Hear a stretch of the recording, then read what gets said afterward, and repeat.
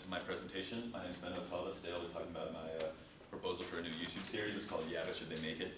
Before this program starts, I just want to let everyone know, please silence your cell phones, do not part the room. I'm going to hold questions till the end, and then we can get the ball rolling. Ooh, I need the clicker. Okay, so my program is called Yeah, But Should They Make It? As we all know, Austin has this amazing culture of local music, live music. Austin, live music capital of the world, Austin, Texas. Let's look at those names that we're advertising, right? We're looking at Stevie Ray Vaughan, Willie Nelson, Janis Joplin, Town Van Sant, and Rocky Erickson. But all these people are either like very old or like very dead. So we needed to like my show, Yeah, But Should They Make It? I want to talk about Austin's current indie scene. I think Austin's a really amazing place for like local music, local culture, and we need to recognize that and sell it because we're taking it for granted as it is. So why do we need this product? I have a bunch of friends in the scene, local bands, and I'm tired of seeing them, falter as they try to get traction and develop their sound and become a nationally syndicated, nationally known group. I think a lot of people come to Austin with these goals of national recognition, but they kind of flounder, and that's not really to their fault, but almost to the design of Austin's music scene. And additionally, we should be proud of our city. We should be selling this part of our culture. It's really important. Obviously, it's something Austin sells on every mural around the city, and we should be able to take full advantage of it. So why should I be leading this project? I'm a huge fan of music. I have been my whole life. At my old university, I hosted a radio program called WRGW. It was an award-winning show there. It was titled Top Cheddar Cosby Sweaters. We focused on the DC music scene. I was even awarded an intern because they thought my show really showed excellence, and so they kind of tried to get some of the youngins to come through my show to kind of learn how to have a successful radio program. Additionally, I've gone to a bunch of music shows or music festivals, whether that be ACL, Bonnaroo, down south, outside lands out west, Flowfests in San Marcos. Even when I was studying abroad in France, I made sure to go to a couple music venues out there. That was Springfest. That's not what it's called, but in English it's called that. And then online, starting about 6 years ago, I started like an online collective with my friends that has since blown up into a huge music collective. It was just me and 6 friends. We were sharing music online, but friends started inviting friends, and now it's at 50 plus. Last time I checked, it was at like 56. So that's pretty humbling that like people really care about me and my friends' musical opinions, and that's been continuing to grow in spite of like torrents and Spotify. So I'm pretty proud of that.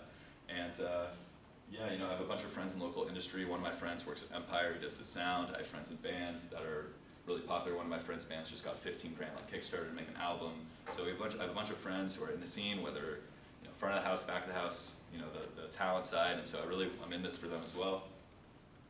So why does Austin need a product? Like, yeah, but should they make it? So let's consider Austin. Today's Tuesday. On any given night, there's 20, 25 places around town where you can find some local music, which is amazing, but it's tough for the local musicians. So I could just go over to South Lamar, you could go to Brook Spoke, you could check out some nice honky-tonk music, and also the Saxon Pub is also in South Lamar. I go down to Rainy Street where there's like bangers and Barracuda, a nice more adultish vibe, but still there's a lot of live, fun local music there. A lot of brass bands are often there. And you can also, it's a good place to hang out. You can go check out the 7th and Red River area. It's kind of Austin's most famous location. We have Stubbs, we have Mohawk, we have Cheer Charlie's, yada, yada, yada. There's probably anywhere from half a dozen to a dozen bands performing there night in, night out. Makes it very hard to get recognized. We can go up to UT. On Spider House on Tuesdays, they have this hip-hop collective night. There's also Hole in the Wall, which has been there forever. And then also, if you go to E6, there's another half dozen to a dozen venues with bands playing each night. And so it's really tough for a band in Austin to stand out, no matter how talented you are, when you're just competing with so many bands at the same time, night in, night out. It's very hard for a band to get paid and to get recognized. And so it kind of frustrates me, and I want to create this online vlog, video blog, to advertise and show off Austin's most talented musicians who I think are deserving of ascending the level of music notability in the industry. So what would Yeah, But Should They Make It look like? There's a few online programs that I really like that I would like to take some things from. I don't know if you guys have heard of Pitchfork. It's a music collective out of Chicago. They have this thing called Under Over. Here's 2 examples, Churches and Toro y Moi. These are 2 guys who are like definitely national buzz bands of like 2014, 2015. And Under Over are these really silly 3-4 minute interviews where they talk to people and they ask them really silly questions like, is Guy Fieri under overrated, or is like, are chairs under overrated? They're really like silly, simple interviews where they get bands to kind of open up about themselves, because so much about making it in the 21st century is being marketable online. This is a really good example of that. Complex Magazine is a rap magazine based out of New York, And sneaker culture is a big thing, like urban streetwear. And so they have really big A-list names like Unit and Chris Brown. They kind of go and shop sneakers with them. It's a cool way for artists and their fans to kind of interact over streetwear.